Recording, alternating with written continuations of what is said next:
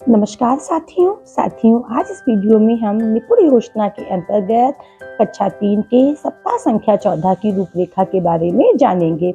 हिंदी विषय के प्रथम दिवस के प्रथम कालांश में आदर्श वाचन के अंतर्गत पंखुड़ी के पाठ 10 बंदर बाट का आदर्श वाचन किया जाएगा। द्वितीय कालांश में कार्य पुस्तिका में पेज नंबर 81 समझाकर भरवाया जाएगा तथा तृतीय कालांश में पठन अभ्यास में 20 का पहले भाग का वाचन बच्चों से करवाया जाएगा। दूसरे दिन के प्रथम कालांश में आदर्श वाचन में इसी पाठ के पाठ्यांश बिल्ली बहन से लेकर नहीं दूंगी पर चर्चा व प्रश्नोत्तर होंगे। द्वितीय कालांश में कार्य पुस्तिका में पेज नंबर 82 समझाकर भरवाया जाएगा तथा तृतीय कालांश में पठन अभ्यास 20 के दूसरे भाग का वाचन करवाया जाएगा। तीसरे दिन के प्रथम कालांश में आदर्श वाचन के अंतर्गत इसी पाठ के पाठ्यांश तुम दोनों से लेकर काटा भी है पर चर्चा व प्रश्नोत्तर होंगे। द्वितीय कालांश में कार्य पुस्तिका में पेज नंबर 83 व 84 समझाकर भरवाया जाएगा तथा तृतीय कालांश में पठन अभ्यास में 20 के तीसरे भाग को पढ़वाया जाएगा।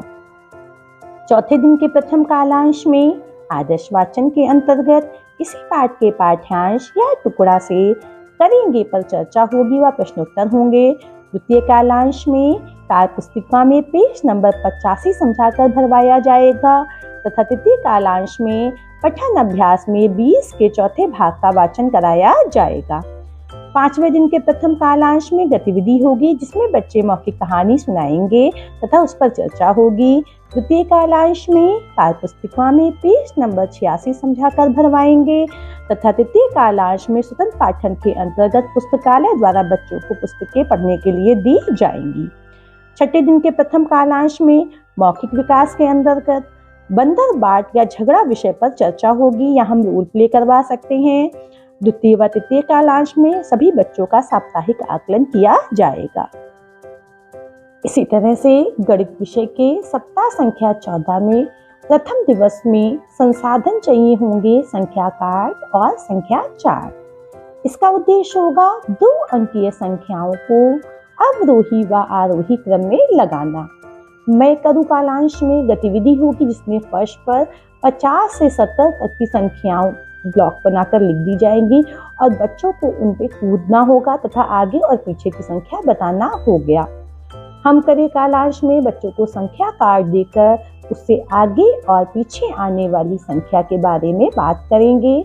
दक्षता शिक्षण में लगातार संख्या वाले कार्ड बच्चों को देकर उनको क्रम में लगाने का अभ्यास करवाएंगे तथा कार्य पुस्तिका में अभ्यास पत्रक 1 भरवाया जाएगा। दूसरे दिन में संसाधन होंगे संख्या कार्ड। इसका उद्देश्य होगा 3 अंकीय संख्याओं को अवरोही और आरोही क्रम में लगाना। मैं करूँ कालांश में गतिविधि होगी जिसमें बच्चों को 5-5 कार्ड देकर उनसे संख्या बनवाई जाएगी।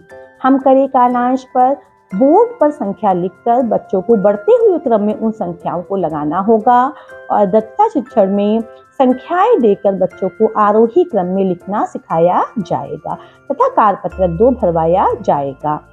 तीसरे दिन में संसाधन चाहिए होंगे पेंसिल और कंकर। इसका उद्देश्य होगा 2 अंकीय संख्याओं को वस्तुओं और चित्रों के साथ जोड़ सीखना। मैं करूँ कालांश में गतिविधि होगी जिसमें साधारण प्रश्नों के द्वारा बच्चों को जोड़ करना सिखाया जाएगा। हम करें कालांश में बोर्ड पर कार्य होगा जिसमें चित्रों व तीलियों द्वारा बच्चे जोड़ करना सीखेंगे। आप करें कालांश में दक्षता शिक्षण में बच्चों के छोटे छोटे समूह बना दिए जाएंगे और बच्चों को जोड़ करना सिखाया जाएगा और कार्यपत्रक 3 भरवाया जाएगा। चौथे दिन के प्रथम, द्वितीय व तृतीय कालांश में इन तीनों शिक्षण योजनाओं की पुनरावृत्ति की जाएगी जिसमें 2 अंक व 3 अंकों की संख्याओं को आरोही व अवरोही क्रम में लगाना सिखाया जाएगा तथा 2 अंकों की संख्याओं का जोड़ सिखाया जाएगा। 5वें दिन के समस्त कालांश में सभी बच्चों का कार्य पुस्तिका में दिए गए पत्रक में साप्ताहिक आकलन किया जाएगा तथा छठे दिवस में समस्त कालांश में कार्य पुस्तिका में पुनरावृत्ति व उपचारात्मक शिक्षण कार्य किया जाएगा।